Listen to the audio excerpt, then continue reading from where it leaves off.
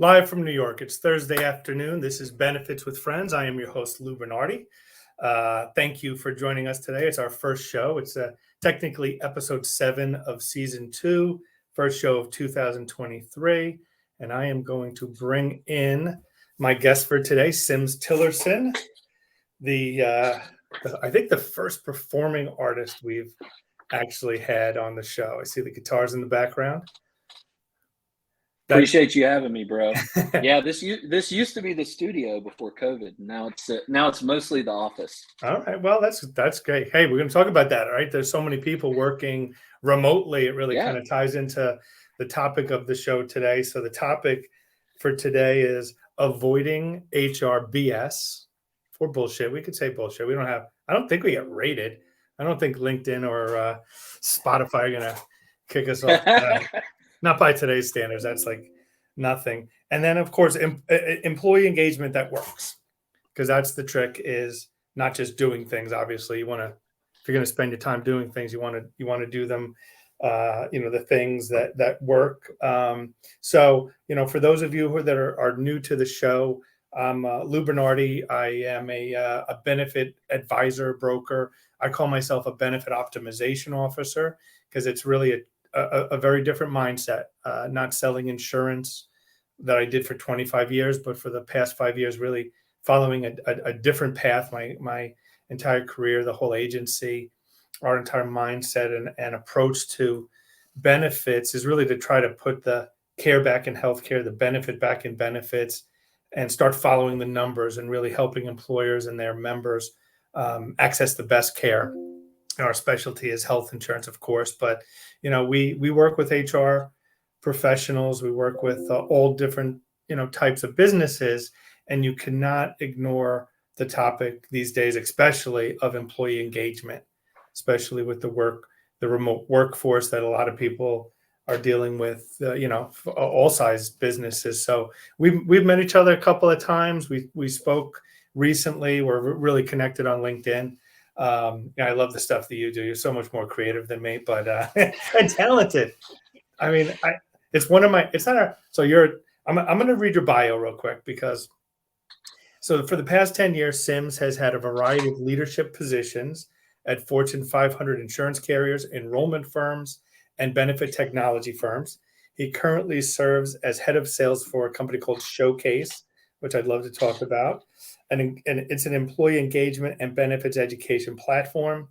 And outside of the office, he is an avid community volunteer, tattoo enthusiast, recording artist, multi-instrumentalist, singer, songwriter, and people connector. He resides in Forest Acres, South Carolina, with his wife, Brianna, son, Jack, and his dog, Doc, which is so awesome because we do healthcare. So your dog's Doc. That's actually what got you on the show. I don't know if you know that. Hey, I'm good. I'm good with that. Whatever gets me in, I'm good with that. What specialty is Doc in? Is he, does he have a particular medical specialty? Yeah, cardiothoracic surgery is his game. Awesome. He's actually, funny enough, my wife's favorite movie is Tombstone. He's named after Doc Holliday. Well, a lot of doctors would like to take holidays these days. The way managed care is beating them up over the head for sure. But it's cool. Like you have a great energy. I love a lot of the stuff. Like I said, I do not have a tattoo yet, but I've been contemplating one for 3 years. I just don't have something that I'm so passionate about that I want to permanently put on my body. But I will have one by the end of this year. It's one of my goals. I'm trying to get in shape, and I'm gonna treat myself to a tattoo. I love it for sure. And I love it, man. And I'm a multi-instrumentalist, recording artist. That's one of my things. I would love to be able to play an instrument. I quit after one day of guitar lessons. So cool. I'm sure we'll see each other at a conference this year. We can sit down and talk about that. But anyway, thank you. It's pretty. It's kind of bleak day here in New York. I don't know what the weather's like in South Carolina, but I won't tell you about it. Okay, that means it's great. Anyway, so I introduced you a little bit. Is there anything more you want to add about your background, your passions, any of that? No, man, that's good. I'm glad to be in the engagement space after bouncing around a little bit Yeah.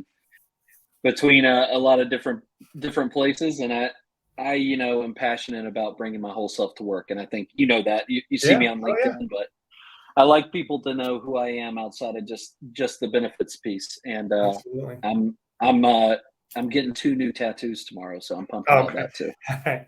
We'll talk about that. So this is a perfect time of the year to talk about engagement, right? So many companies, I don't know what the real number is, but I estimate 70% of employer-sponsored health plans renew January 1st. I'm Yeah. just throwing that out there, but that's been my experience after 30 years of chasing them down. So, if we have HR, directors on the call with us today or end up watching this, on the podcast or listening to it on the podcast, they probably are just about, if they haven't already, closed the book on open enrollment, Yeah. right?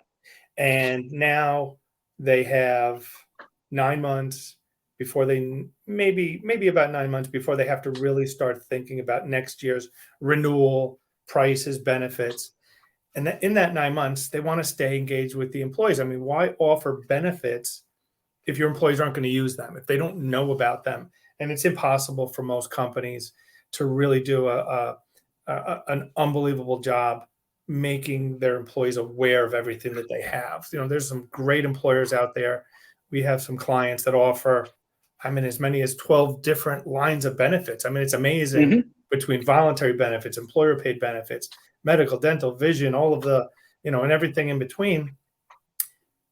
They don't have the time to spend to really go into depth of what those benefits are with their employees. So let's talk a little bit about, about that, about what Showcase does for them, or what just in general the industry of employee engagement really needs to conquer. Yeah, absolutely. So I think that the place we need to start is, you know, 2 years ago or so, we all got turned on our ass or turned on our head or however you want to think about it. And in the employee engagement kind of component of benefits was not immune to that. Right. And we did some patchwork stuff. People started doing Zoom, group meetings and things, and it was fine. We made it through it. We used the old adage, meet employees where they are. But what I would tell you is that that's not enough anymore, and employees are expecting more. So the way I like to couch it, Lou, is that our responsibility now is to meet people where they want to be met, not just where they are. So it's not, oh, we need to have a virtual solution. It's we need to figure out how people consume information. Do they want to receive text, push notifications, emails? Do they want a big clunky paper benefits book? How are they going to consume that information? So I think that's where we start. And what we focus on at Showcase is putting an employer's benefit package in one place for employees to find year round, and then supplementing that with virtual live events in the platform, and then scheduled push notifications and emails throughout the year and communication plans so that we can make this engagement business as easy as possible. Because I know these HR teams coming off of OE, the last thing they want to think about is doing more work to Right. push out the engagement and communications. Work smarter, not harder, right? It's, That's right. that's, and there's, I would imagine, I'm not an HR professional. I know many. I speak to them on a daily basis. Some of them I actually speak to on a daily basis. Some of our clients, I know how hard their job is. One of the things I mention in every call and meeting I go to is there aren't enough hats for the number of hats HR wear. You know Yeah. what I mean? It's insane. Years ago, I got introduced to a law firm. I went there. I didn't know the HR director at all, but one of the partners made the introduction, and she accepted the meeting. And I got there, and I waited in the lobby for about 45 minutes. I was getting a little bit upset. And finally, someone comes over and opens the door and says, "Oh, come with me." And then I went and I sat in the office, in the woman's office, across the desk from her, and I couldn't see her. Literally, she had stacks of paper and files Oh, this high on her desk. And it was another 10 minutes before she even realized I was there. And I stuck my head through the files and said, "Do you need a hug?" You know, I mean, that was way before the COVID and, post-COVID environment that we're working in. So, it is a nonstop job. It is if there were jacks of all trades, that's what HR is. I mean, they just yeah, need the definition. And so, great employer, you're working at a great organization, you're offering all these benefits. If you think about it, you have medical, you have dental, you have vision. Sometimes you have, multiple lines with one company. But that might mean that employee, if they wanted to even look in, if they wanted to go log on, register with those carriers, they would have to do it 5, 6, 7, 8, 9 times. yeah, And it's just not going to be at top of mind. So having, technology has, obviously it's nothing new, but in so many ways, it feels like in the benefit space, technology is just catching up to the rest of the world and where they were. And unbelievable technology platforms that are out there. I know that we have a demo called with yours because I'm like super interested. Anytime we could find something to help an HR team, because from the sales side of things, um, it's all of that extra work that HR has to do that sometimes doesn't allow them to focus on what we want to talk about, optimizing right. benefits, right? Any thought of what is considered new work or disruptive is not getting passed. They're the gatekeepers, right? So we want to be their best friends, and when we come across a solution that we think can help them do that, and I was on your website, so I was thinking free up HR's time, obviously no brainer, right? I mean, if you're going to get an HR person to buy into an engagement tool, it has to be efficient, effective, has to be easy to roll out, easy to understand, and then easy for the end user to use at the end of the day, the member. Because the last thing they want is people calling and saying, "How do I use this app?" Or, Right. "How do I use this website?" Do you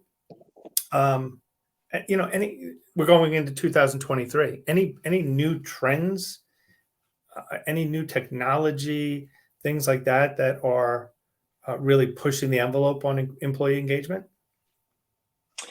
Yeah, so I think that some of the things that we're doing and that other companies are doing is that we're really diving into data analytics, which again is not something that's new, but it's something that's newer on the tech side, specifically for employee engagement. So not just taking an employee's word for it Mhm. when they respond to a survey, but watching their behavior and seeing what they do, and using that to help us advise our clients and our broker partners on, hey, maybe we need to do a training on HSAs, for instance, or Mhm. all of your employees are looking for a mental health benefit, and here's the data that backs that up. We need to add it. So those are some of the things I'm seeing in employee engagement and HR tech overall.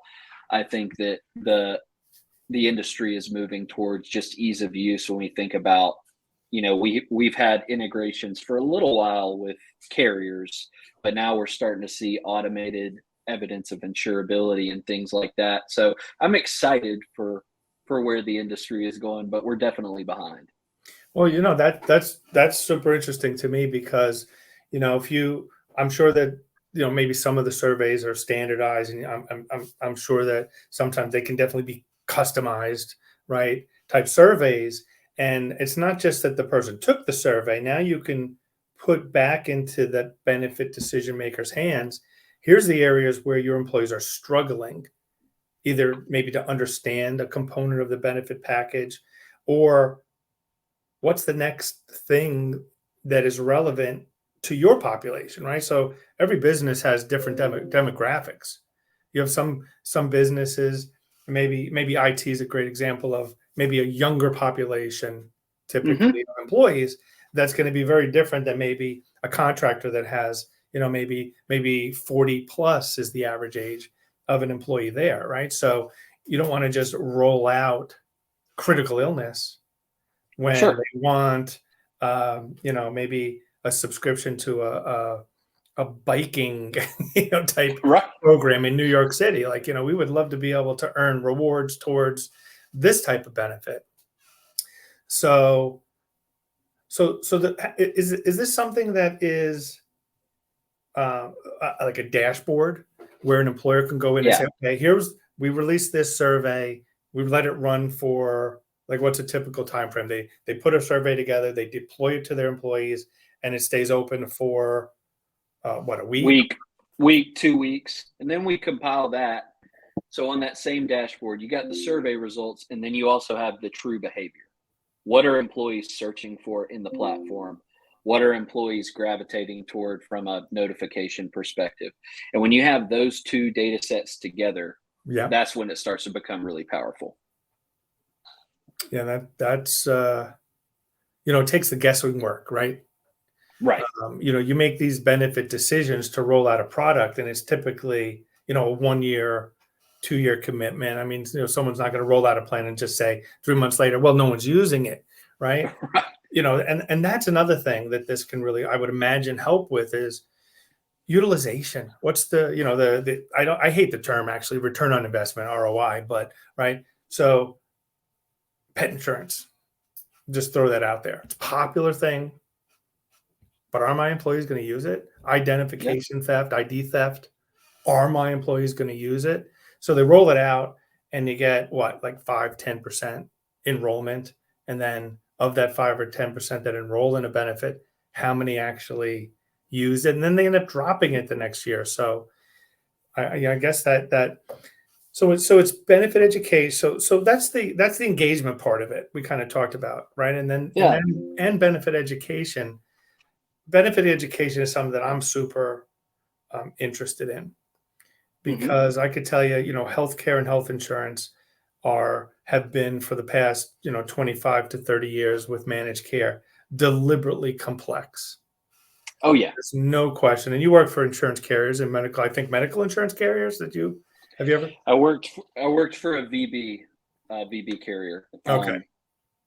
But I know the story. I was on the underwriting and risk management side for a little Okay. while, so I know how you manipulate the loss ratios and Yeah. all that horrible stuff that most consumers don't know about. Well, it's all the hidden, that's our core message is elevating the IQ of the American healthcare consumer. That's Yeah. what we want to do. When we do that, then the health plans, whether they be self-insured or fully insured, then they succeed, right? We're trying to build a high performance health plan. You can't build something high performance with a consumer that has a really low IQ. You just can't do it. It just Yeah. doesn't work, right? You can put something in front of someone, but you can't get them to use it efficiently. So education is really key. We want to be able to push reminders. We want to be able to push, really quick, 1 minute, 2 minute little videos potentially. Right. One of our clients has said, "Hey, before you go to the emergency room, consider the fact that the cost of the emergency room could be 5-10 times the cost of an urgent care visit. And let's do this. Or before you fill a prescription, look at the different costs." Everybody always wants to call. My phone never rings. Everything's email. When I do the show, my phone rings off the hook. So do you have any sort of examples of like what your utilization of your tool is compared to maybe what like the industry standard is? Yeah. So I think that the way we measure utilization for our tool is on a rolling 30-day basis. Because when we get toward OE, I'll have 90 to 100% of employees in a client group coming in, just as you would expect them to, right? Right. But the big win for us is when we monitor on a rolling 30-day basis and we've got 30 plus 40 plus percent engagement, because that means that employees are coming into our platform and they're using our AI powered search engine to look for something that they probably typically call their HR team for.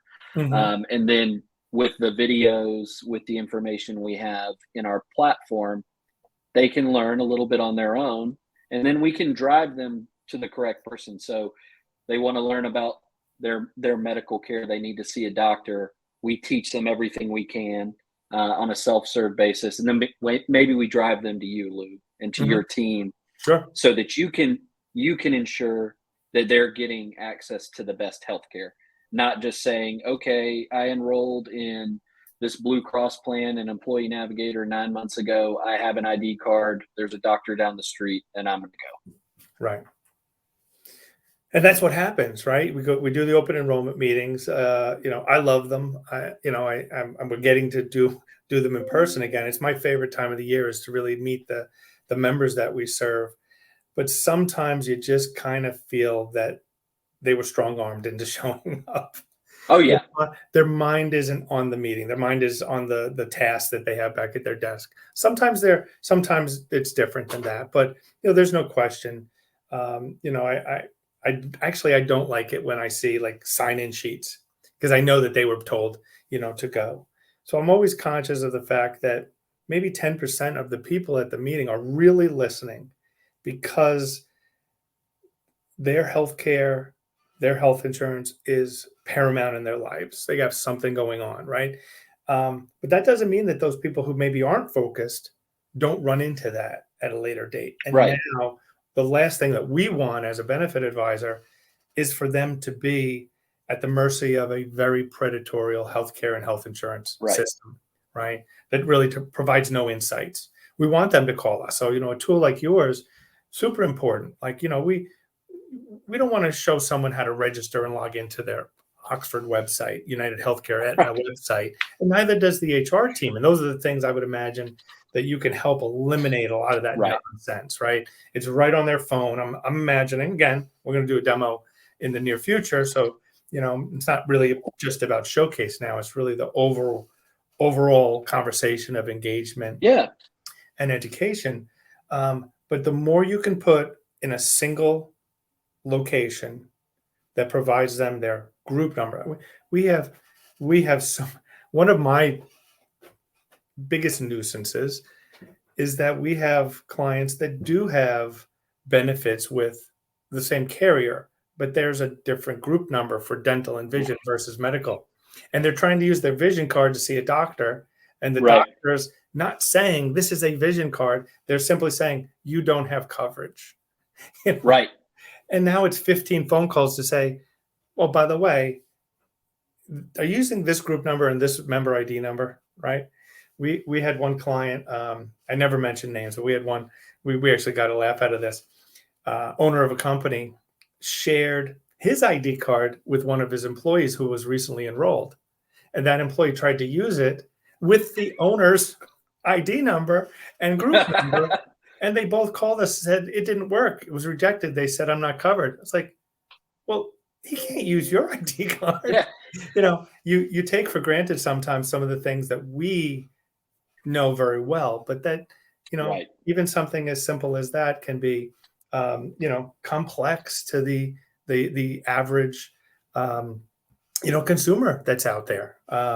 So we have a couple of, I think something happened with StreamYard and LinkedIn.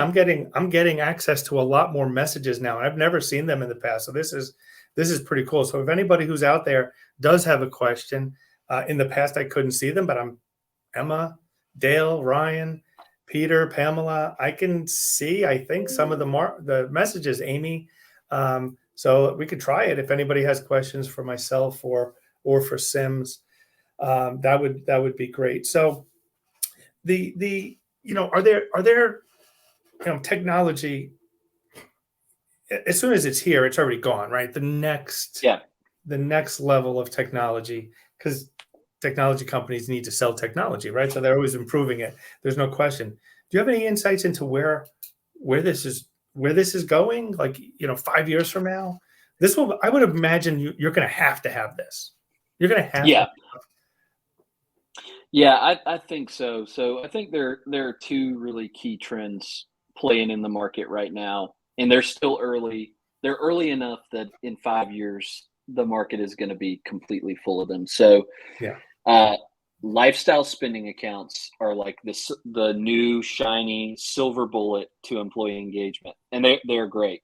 But you look at companies like Fringe and Forma, who have gotten these huge investments recently. And it's because they believe that this is the silver bullet to driving employee engagement, is you give younger employees a platform, allow them to choose their own benefits. And hell, we jumped on the train too. We just released a feature like that on Showcase right for Christmas. So I think that's one of the key trends that's playing out. And then one of the others is that you've still got classic communication companies, texting companies out there that are pushing, that are finding their ways into broker licensing deals and cutting deals with carriers. But I think the place that we're going to go in the next 5 years that no one has done a good job of, and the thing that we're trying to do a good job of, is unifying everything. So we've seen all these band-aids to make different pieces of the benefits buying experience better, but no real solution to unify it and make the whole process better. So that is the disruption that I'll be interested to see in the next 5 years. Yeah, again, right, it gets to the point where you want people to make informed decisions, right? You want the programs that the employer is taking the time to offer to be utilized well for their employees, because it creates stickiness, right? If you're not in tune with what your employees want, then you have less of a chance of retaining that employee or attracting your ideal employee, right? So you can use this information. There was a post, one of the advisors out there, I forget exactly who it was, posted last week about how often do employers stay engaged with their employees. And the choices were, all throughout the year, only at open enrollment. I don't stay engaged with the employees. And the top answer was, throughout the year we do it.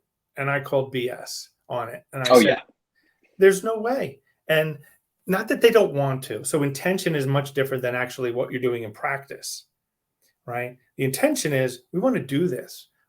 It's hard in this war for talent to find the right talent. Once you get them, you want to keep them until you don't, right? So until you find out you made a bad decision.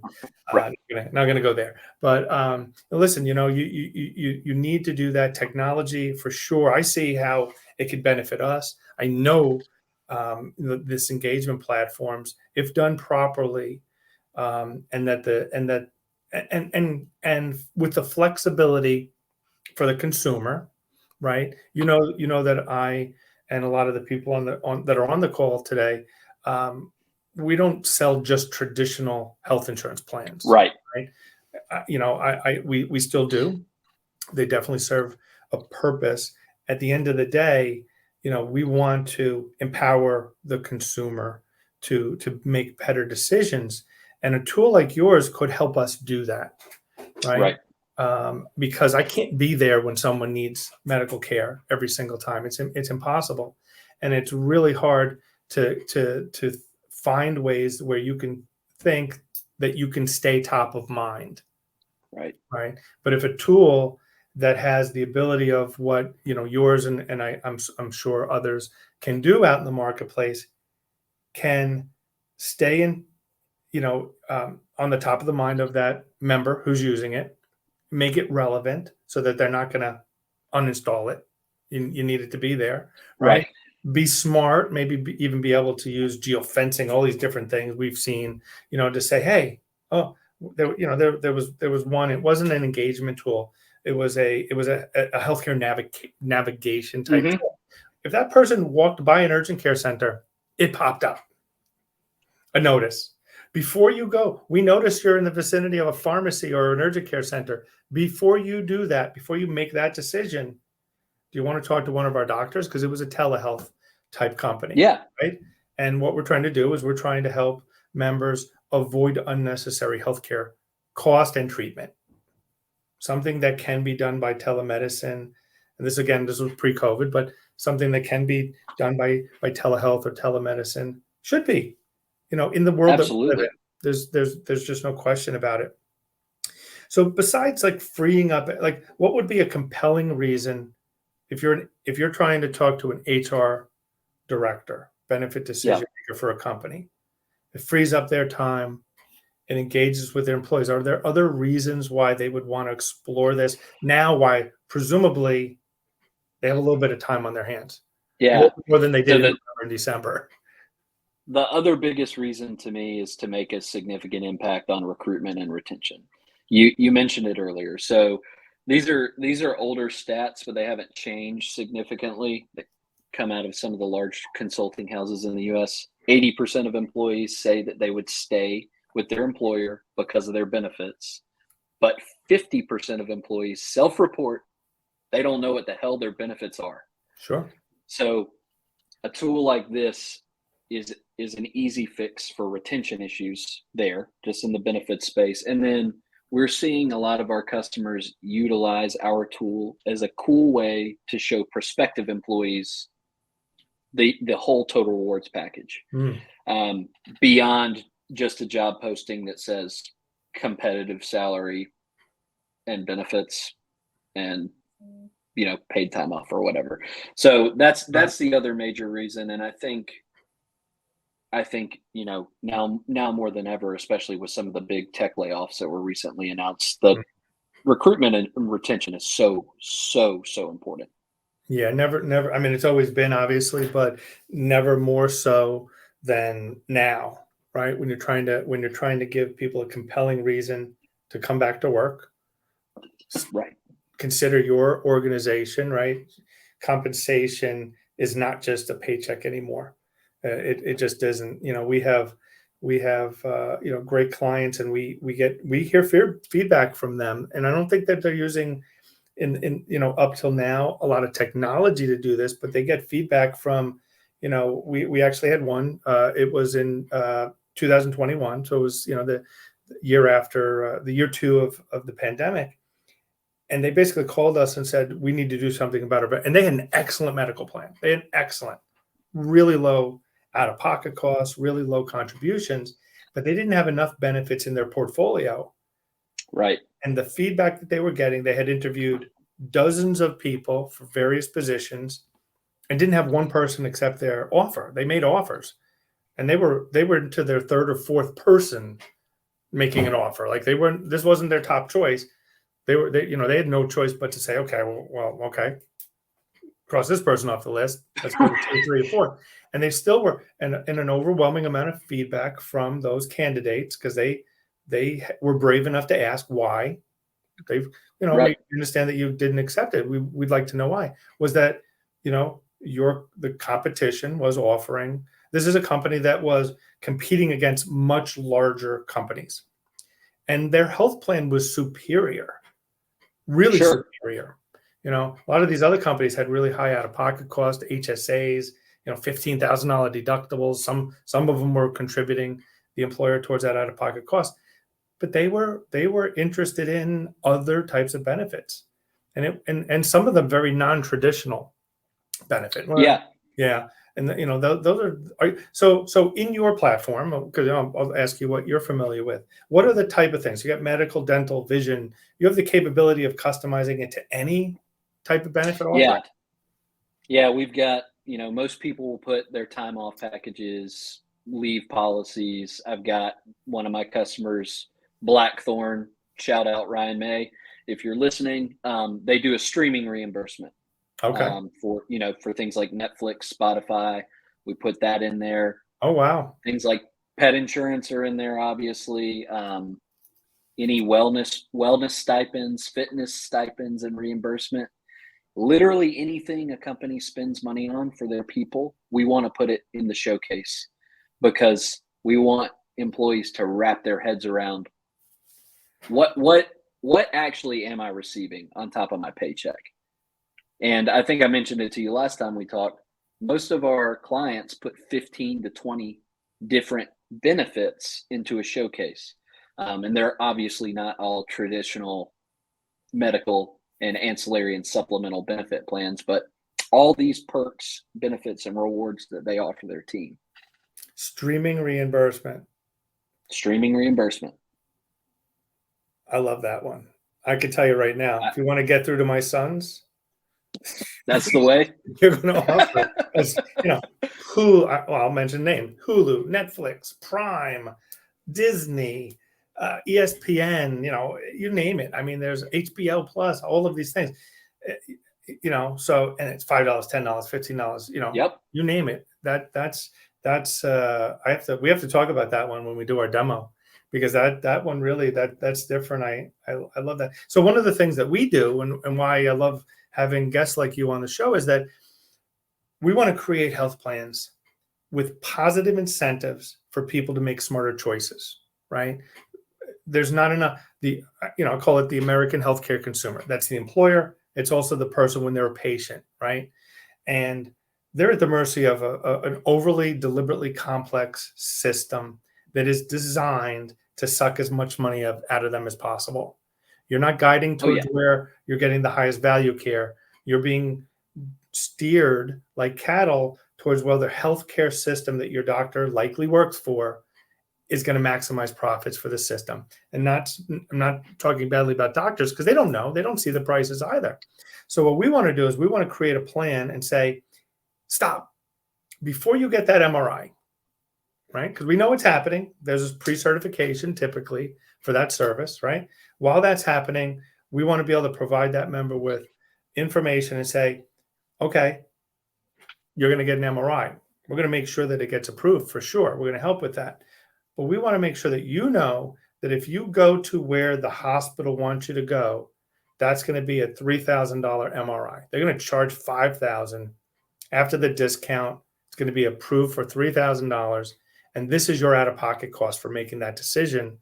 Or you can go to option A, B, or C, high-value provider, typically an independent radiologist, maybe even a direct contracted radiology facility if we have that type of plan built. And this is what it's going to cost you, and potentially zero cost to the member, which is incentive enough. But if you make that smart decision, we'll also reward you with X number of widgets. And that could be and that could be credits that you're accumulating. That could be, it's like when you walk into the bar during, the end of the football season, and all of the poster boards you're buying units. It's dollars, but you call it units. So we're going to reward our members with a certain unit for every smart decision they make, up to a max of, let's say, 500 units or 1,000 units.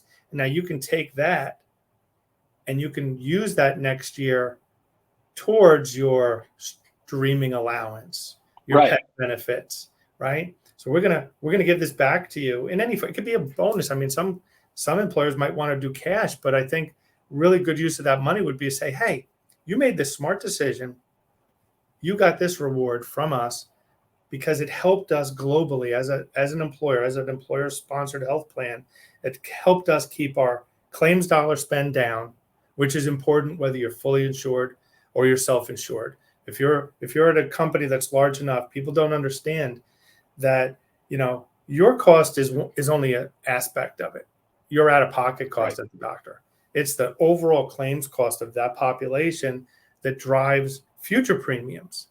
So, these tools, these engagement tools, not only can save the HR team a lot of excess, unnecessary, duplicated work, but it can also help the entire plan perform better, potentially. Absolutely.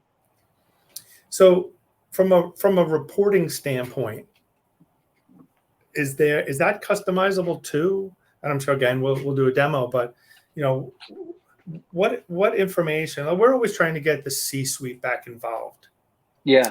With the benefit decision making. They were always involved when I got involved 30 years ago in this business, and they're not anymore. And it's because there was no data. But the data, you're talking about data, right? It's artificial intelligence, it's reporting and everything. Does it provide the type of data that would say, hey, you need to get back in here? This is very interesting what we're finding out about our employees. So it's a compelling reason for HR to say, hey, we need to offer this new benefit. Look, this is the feedback that this tool is giving us. Yeah. I certainly think so, because, we're going to provide, just in a standard dashboard, you're going to see the high level engagement your population Yeah. on a rolling 30-day basis. And anytime you run a live event, you're going to see the top 5 search terms that are being input into our search engine. So you can identify opportunities to, like I said, train employees on imaging, for instance, and opportunities to offer new benefits. But beyond that, we can delve very, very deep into the types of benefits employees are gravitating to, and even to the carrier that they're gravitating to. So we have a lot of data here, and I think it's incredibly impactful for anyone in the C-suite as you think about leading an organization and your strategic plan and how the human capital component fits into that. So when you're working with an employer and you have this potential to provide them with this data, when's the best time for them to review it? Is it during open enrollment? Is a few months before open enrollment so that it could play into their decisions when they can reevaluate? I would imagine too many people have a very defined timeline for their benefits. Yeah. Right? HR typically doesn't. They have a lot of other things to do. So they close the book, right? December 31st, January 1, our new plan year starts. They close the book. They pretend it doesn't exist anymore, except when they get all these emails and, annoying requests from employees. You can't hide from it. You can't hide from it. You can't say, I'm not going to pay attention to this until 90 days before my next renewal. Call me then. We can't help an employer. We hear that. Well, we just finished renewal. I know. That's why we want to talk to you. What do you mean? Exactly. I'm already renewed. Well, it's fresh in your mind what just happened. The exercise that you just went through is fresh in your mind. We want to talk about that. We want to reinvent how people are thinking about benefits and especially healthcare. I mean, that's what we kind of specialized in. But technology like yours is the proof in the pudding, right? We make assumptions. They're not assumptions. They're very educated decisions. But people like to see hard truth. They want to see data. If you can show them, we have 200 employees, and guess what? 40% of them would be really interested in a streaming. Now that I'm mentioning it, we gotta write it down. We gotta do this streaming. I wonder if I'm eligible for that as an owner of the agents. I love it. Definitely do it. It's costing me about $100 a month probably. And what else are you passionate in? Besides that, I mean, are there things that we can talk about that I haven't thought of? Because it's not new to me. It's not new to me, the whole engagement, but everybody does it very differently, right? Yeah. The thing that I'm passionate about, and the reason that I like the software that I sell so much is because it wasn't built by somebody like me and you. Which means it's really easy for employees to use. So it feels a lot more like a social media site, or Instagram or something on your phone, so that when an employee goes on and searches for things or looks at things, it isn't intimidating, and also the language within the app doesn't sound like Blue Cross's corporate counsel wrote it, right? Okay. So the ease of use and the ease of education for employees is the key to me, because we can build this thing, and if it's clunky to use, I'm never going to limit the number of questions an HR team gets. Right. The utilization is never going to get better. We're never going to influence better health outcomes. So that's what I love so much about it, is that it was built by an outsider. Well, I think the average attention span, I don't know, is it 4? I actually lost it there, so I don't know what the answer is because my attention span is so low. But it's like 4 seconds or 17 seconds. Yeah. It's one of those, I think, or somewhere in the middle, or more or less. It could be really any number. But it's very short, the average attention span. And, that's what's so important, is that you get to them, you get to the point, you make it easy to find. They get the message. Oh, here it is. Because if you make it easy the first time, they'll go back to it. Absolutely. If you make it difficult, one of the hardest things that I have a book of passwords. I must have 200 usernames and passwords. There's a lot of duplication, but I try not to duplicate, especially the important ones. Um, it really prevents me. I mean, some of our carrier reps and partners get frustrated because here I am saying, I don't have time to look for the website again. You know, I mentioned the insurance company. I can't find the producer login, site. So and they remind me, oh, go here next time. And then 2 weeks later, I'm like, I can't find that email of where they told me to go. I'm going back to that person again. And that's the life of an HR professional. Yeah. Is you're answering, it's like Groundhog's Day, right? You just asked me this. You just asked me this, Yeah. It's like that Staples button. That was easy. That's what you need. So let's talk about tattoos now. What kind of tattoos are you getting? No, that's personal. For me, it's got. I'm happy to tell you. I'm to the point. I've got 30, maybe 40 tattoos now. I've got a lot. I get silly stuff like this is Angus Young from AC/DC. Yeah.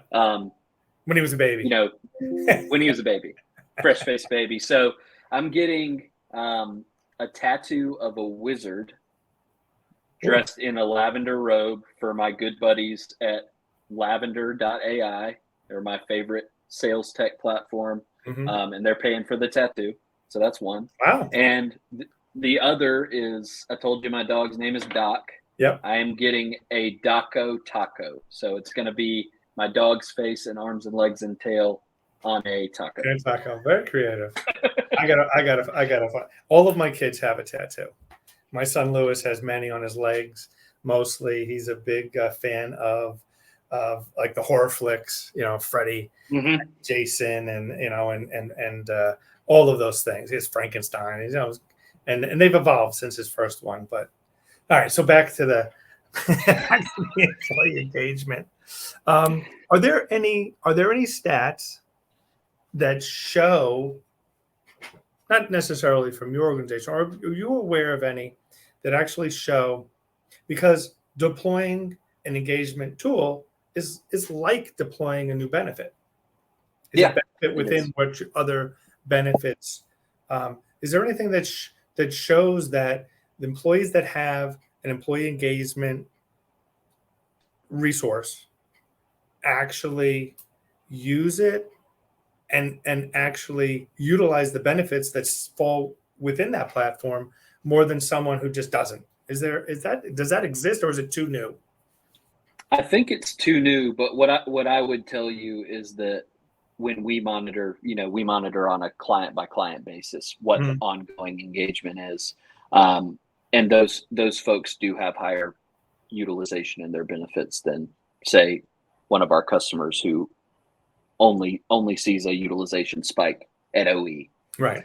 And it's because when employees come in our site, they don't, go sit down on the couch and pull up Showcase on their phone just to play around in, right? They do it because they have a question, because they're going through something or they're about to.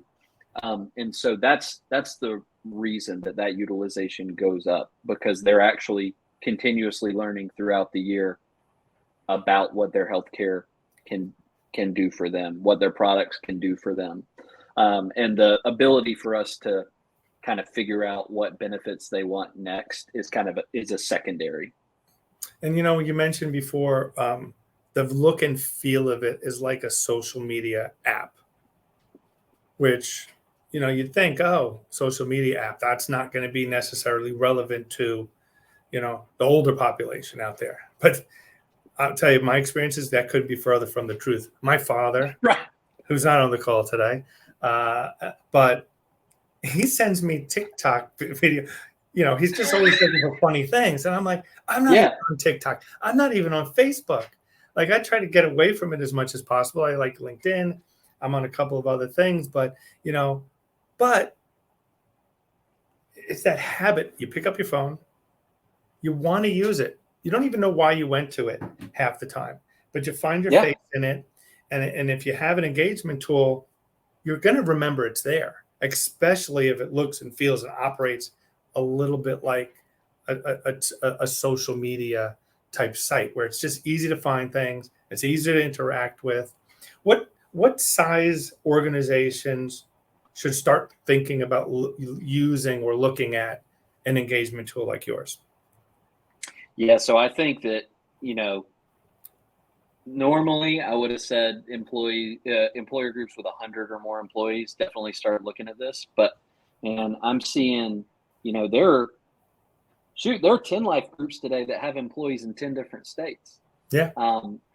So it's important for organizations of all sizes to start thinking about this, specifically if they want to help drive that engagement across workers who aren't in the same place every day. Right. Are there certain industries that you find that this is more suitable for? I'm sure it could be for everybody. Oh, my father just chimed in. He's on the call. I just He saw just that. sent me a TikTok video. He finds the funniest things. I didn't know he was out there. That's pretty funny. But are there industries that it's more attractive to? Yeah, I think originally we started to see traction in the industries that have always gravitated toward voluntary benefits and towards enrollment firms. So, healthcare, blue collar, education. The places that I'm seeing uptick now are in tech companies, again, because they're spread out. Mm-hmm. We're seeing some in sports and entertainment. And then we have a lot of higher ed today as well, a lot of universities. But I think that this is just going to continue to spread. I talked to a big landscaping company yesterday. I don't have any landscaping clients. Hopefully will soon. Yeah. But I'm talking to churches now. It's just these people I never would have thought that I would have spoken to about a solution like this are really thinking about how it's going to drive retention and talent attraction for them in the coming years.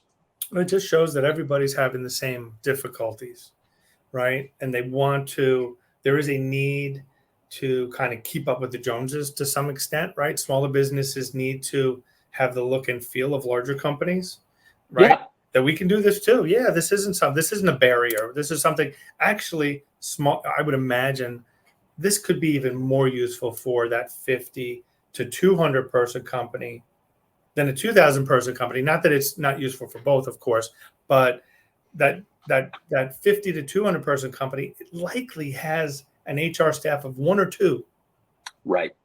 Where that 250 to 1,000 person company might have 5 people. That's still probably not enough to address all of the issues because they just compounded the volume that's out there. But you can't stretch that. When you have payroll on Wednesday and payroll on on Thursday, we have some clients that are like, I'll be working on payroll for 2 days. They need a new payroll company, first of all. That's a separate story. Shouldn't take that long to do payroll. But payroll is a big time consuming if you're chasing people for hours. Is that something that can be, just while I'm on the subject, is it something that can be tied into your app, hours and earnings, or to some extent, like just tracking hours, let's say? Not to that level. I'm with you though. Anybody spending 2 days on payroll needs to. Yeah. They need to get a payroll company. They need a new payroll company. All right. Well, this has been great. We're coming up on an hour. I don't know if you want to take us away for the tune. No, I'm just kidding. I'm gonna see you in a couple weeks in Miami at the U Powered conference, right? You'll be jamming. Oh yeah, I'll be playing. I think a 60 or 90-minute set to open us up, and then during the award ceremony, I'll be playing a little set there too. So, any certain genre? Text me your requests. I'm thinking I'm gonna play. I'm gonna play yacht rock. Oh, perfect. I'm actually coming down from New York on my yacht, so that's awesome. Well, this has been great. Thank you so much. I'm glad we connected. I can't wait to do the demo with you. How could people reach you if they wanted to get in touch with you? If you want to share your email address with them. Yeah, absolutely. Easiest way to reach me is I am always on LinkedIn. So you can definitely find me here. And then my email address is just Sims, like you see it on the screen, at poweredbyperks.com. Powered by Perks. Well, Sims, thank you so much. Can't wait to see you again. Thanks again. And look forward to connecting with you in the near future. Yeah, man. Thanks so much for having me. Thank you. And thank you for everybody that was out there today supporting Benefits with Friends. Thanks. Bye-bye.